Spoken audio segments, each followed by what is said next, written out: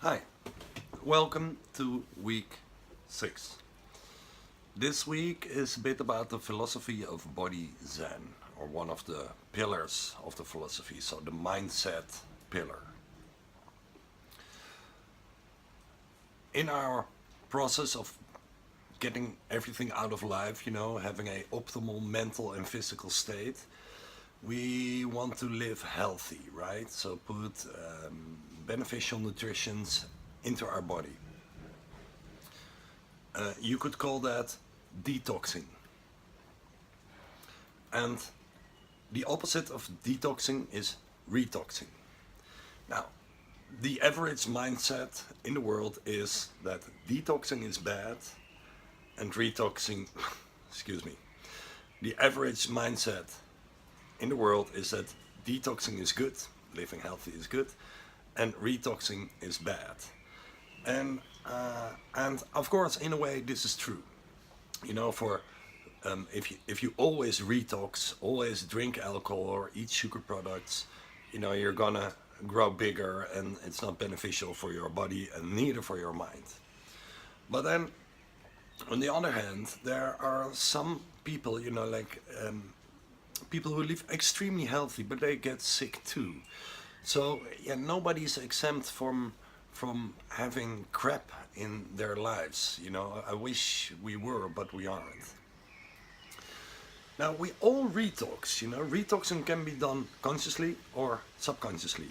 Consciously is that you eat after 10, or you drink alcohol with your friends, or you eat a sandwich with sugar or whatever. But retoxing subconsciously is that the water that we drink might not be as healthy as we would like to be, and the air may not be as clean as we would want to be.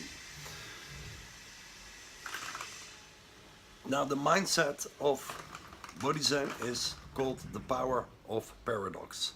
So the power of paradox is simply said is whatever I'm thinking, the opposite can be true as well.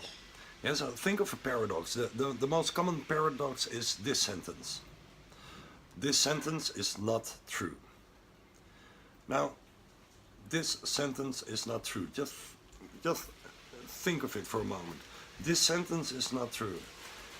If that is true, that the sentence is not true, then the sentence is true. So, okay, what is happening in your mind probably is there's confusion.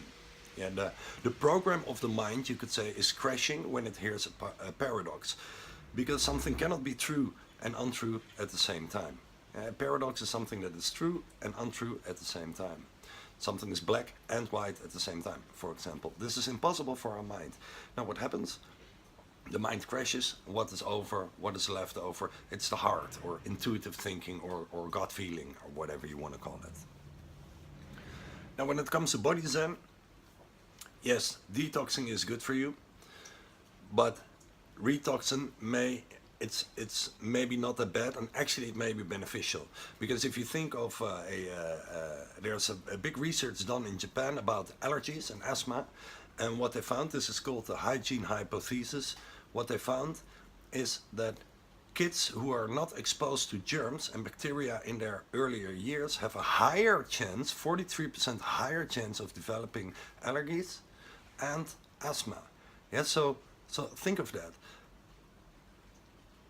That exposing to germs and bacteria you could call retox. Yeah, so what is the key for your Body Zen training? It's you don't want to live unhealthy 80% and then 20% take a juice treat 5 days drinking only fruit juices and things like that.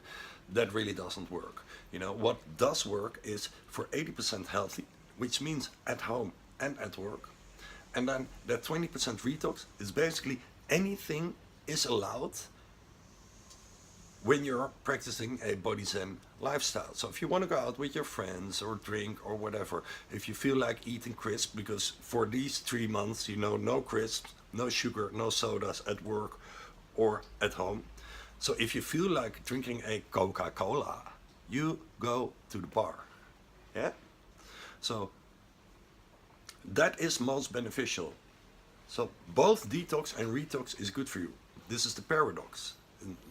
The power of paradox is that it, we may think that not putting anything bad in our body is good. And of course it's true, but the other side is also true, that putting bad stuff in your body actually makes you resilient. Yeah, so when it comes down to in practice is this, and this is really simple. Whenever you retox, whatever that means for you, you don't have to feel guilty. All right? All right, then a little bit more about the mental state of becoming happier and becoming more resilient and becoming younger in time. Is that what is a tool to find silence, to find peace of mind? This is of course silence, and you could call that meditation, so for me meditation is a very big thing, and if you are interested, you can go to my YouTube series that is called Meditating is Easy. It's step by step, it's really simple meditation. You can meditate everywhere. Yeah, and this is what I would love you to do. This is one of the assignments for this week, is find a form of silence, whatever that is. Now, thinking of the power of paradox, okay, silence is a way to get more peace of mind. The other way, what I just thought, the opposite may be true as well, which is making noise. Now, this is so important. Making noise is basically expressing yourself. And it's so important to express yourself. So making noise, imagine if you're going to your favorite band and you're singing your favorite song along with the band that they're playing live. You are at that moment in complete silence. If you're playing with a child or you're screaming like a child, you are in complete silence. So to find peace of mind is not only finding silence, but also making noise. This is just to take with you, expressing yourself is very important. That's making noise. All right.